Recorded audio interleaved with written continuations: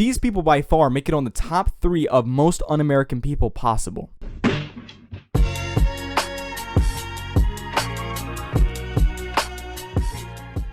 Now, some of you guys may not know, in Philadelphia yesterday night at 10:30 p.m., there was a Patriot March. Now, it seems like it's fine and dandy. It makes sense. It's July 3rd and it's approaching Independence Day. Therefore, we should be waving our American flags and acting very patriotic, etc., etc. And so you really, when you analyze this march and what it actually means, and you seem to find the contradictions and seem to find where they were explicitly anti-America, which is pretty ironic because they're waving American flags. And what they're doing is that they're desperate for attention.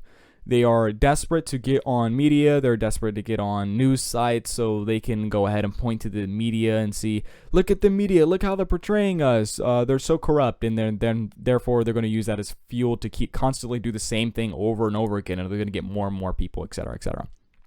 Now, for context, I want to show this. For context, I wanted to show what this really happened. It says dozens of masked Patriot front members, and I want to point out that their dress code, right? They have khakis, some of them boots, kind of work shoes, and they have a white mask on with hats waving American flags, and they also had a big banner that says "Reclaim America," which you can't see in this photo, but I'll get to that later what that means. But it says dozens of masked Patriot Front members marched from the Benjamin Franklin Parkway to Old City carrying shields as they chanted and waved flags, according to multiple media reports. They also scuffled with a group of bystanders who confronted them as they were loading their vehicles along Columbus Boulevard. Police later stopped the groups their vehicles for safety purposes. And I also want to outline this too before I continue. It says in early June, a Floyd mural in North Philadelphia was sprayed painted white and covered with Patriot Front's names, website, and slogans. There's more to that, but I don't want to read it because it's not necessary. But what I want to get at is that these people, a lot of them are claimed to be white supremacists. A lot of the media news reports are saying they're white. It's a white supremacist group. But what I do see is that they are this type of American first movement, and there are videos of them, screeching, we want America, da da da. What they're getting at is that they want to reclaim America. They think that America is theirs. Well, what does it mean theirs? Theirs to whom? To what type of people here? Well, we get into an interesting thing. White ethno-states, they are reclaiming America based on the white culture, the white people who've owned the land previous to them, that built the land previous to them, such as our forefathers, our founding fathers, Jefferson, Alexander Hamilton, etc., etc. And because these forefathers built and organized America into what it is and has continued to be, they want to reclaim, but reclaim from whom? Who has America? Well, in their philosophy, for the people who are unaware, they are America firsters. They don't like a lot of immigration because immigration tends to bring in people that's extremely liberal and extremely leftist. They don't like the Democrats that are in office because the Democrats that are in office are extremely liberal and extremely leftist.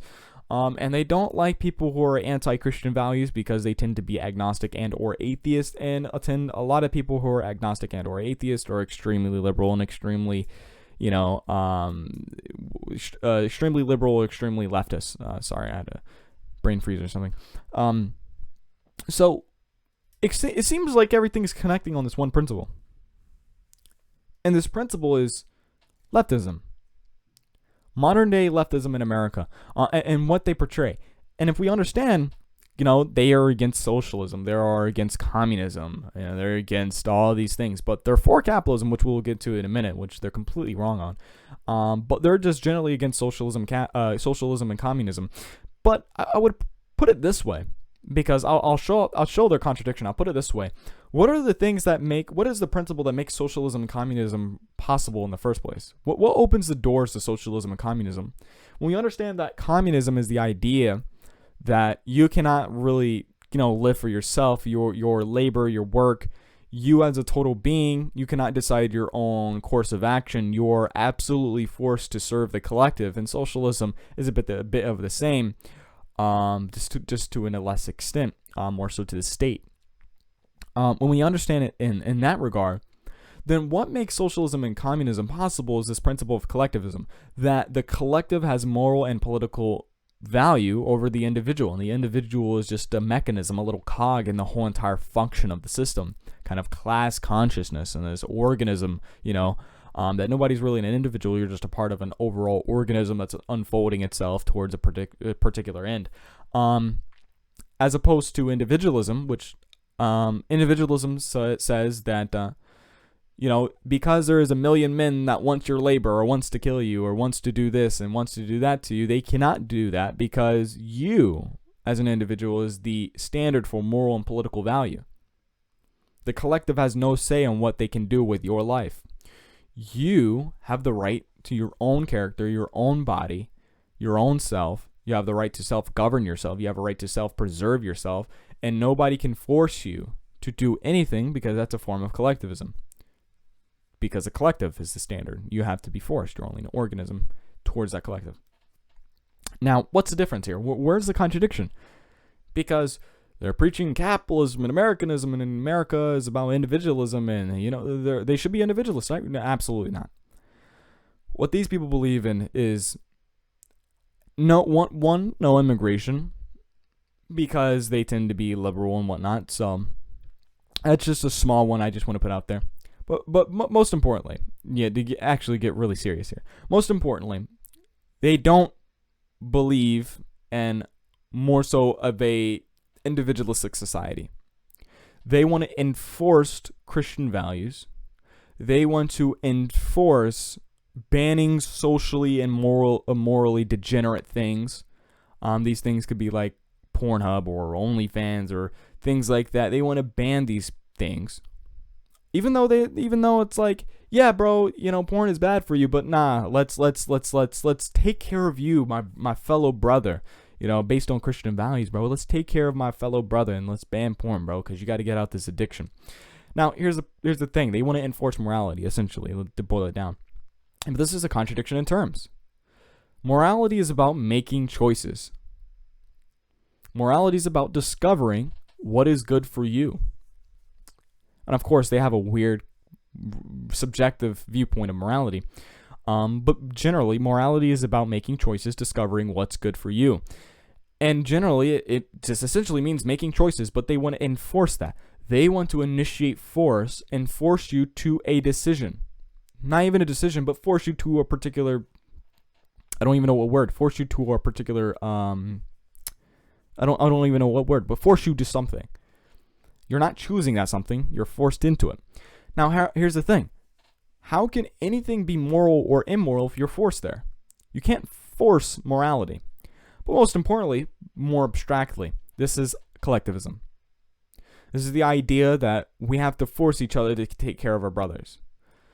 That, well, if you have some type of service or you're doing something that's harming people, even though it's consensual and it's voluntary, or not even if it's harming people, it's just like, people just like to sit up late at night and watch certain things. They just like to watch things or whatever.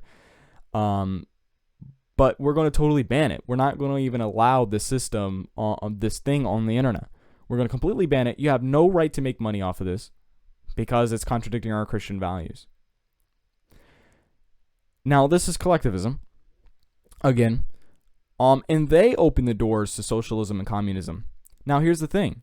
The actual socialists and communists, even though they're collectivists, they're just a different form of collectivism.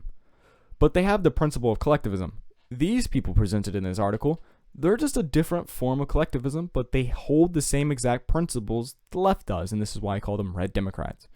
Because I'm sure a lot of them are Republicans, so red Democrats. You guys are not different. You guys are exactly the same. And you guys are arguing the form. You're not arguing on fundamental principle of liberty and freedom, etc., individualism. You guys are both collectivists. And you're fighting for the same exact thing, but in different forms. These people here's their form in an extreme view. These people open the doors to fascism, taking away private property because it contradicts Christian values or American values, whatever silly name they want to throw out. We're going to take your private property away, and we're going to force you to serve this Christian value, American value thing, because it's good for you. While the left is like, nah, bro, you can do all those things, but make sure that you serve your fellow man by making sure they have enough resources to do whatever they want, right? So essentially, the left, the socialists and communists, wants to control your body, and these people on the right want to control your mind. They want to control what ideology you have. If you're a communist, boo! Get out of here, commie. References John Doyle, by the way. This is essentially what they want. They want the control over the mind, your spirit, your ideology, your values, your morality, your religion, etc., etc. They want to enforce religion, ban Islam, etc., whatever. But a lot of the problems here is that when we analyze what America actually means, we understand that they are in more trouble. America is not the Constitution. The Constitution is only employing the principles of what make America possible in the first place, which is the Declaration of Independence. The fact that our founding forefathers said, boo, Britain, you guys are enslaving us with these tyrannical policies, therefore we're going to separate ourselves, write the Declaration of Independence, and use this to build the Constitution. Which Declaration of Independence is generally that each man is created equal on the basis of individual rights. Each man has a right to himself, a right to his own actions, a right to his own beliefs, a right to his own choices. The fact that man needs to be an individual for him to figure out how to live his own life. And he needs to discover a morality that's true of independence of God's existence. That we don't have to resort to mysticism in order to try to justify our morality. But the founding fathers believed in the homage of reason, that reason is an oracle, a means in which we gain knowledge, or in the words of John Locke, it is our only star and compass. It is our only means in which we can discover certain principles to justify certain actions, to justify the way we think, to justify how we think about life as such. They absolutely believed in the efficacy of reason, the mind. This is why a lot of them were deists. They believed that God was necessitated to start existence, but it was not needed in order to justify morality or control the events in which we live in.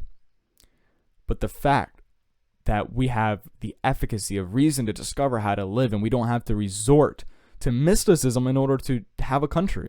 You know, I believe it was Alexander Hamilton, when somebody questioned him, it was like, hey, or Alexander Hamilton or James Madison, one of the two, where somebody questioned was like, hey, why didn't you mention, like, I believe it was in the Constitution, I don't remember, but it was like, why didn't you mention God or something? And he responded and he said, we forgot. Ironically. Or how about John Adams, that explicitly said that America in no way, shape, or form is built on a Christian religion. Not at all. It's built on reason. Jefferson makes these claims explicit in a lot of his private letters. It is an expression of the American mind. That was his letter that he wrote to John Trumbull.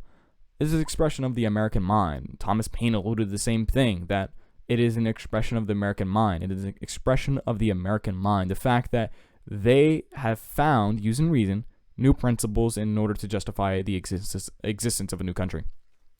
Now, these people believe that, oh yeah, the forefathers, yeah, they're so cool, they built a great nation, whiteness, yay. But no.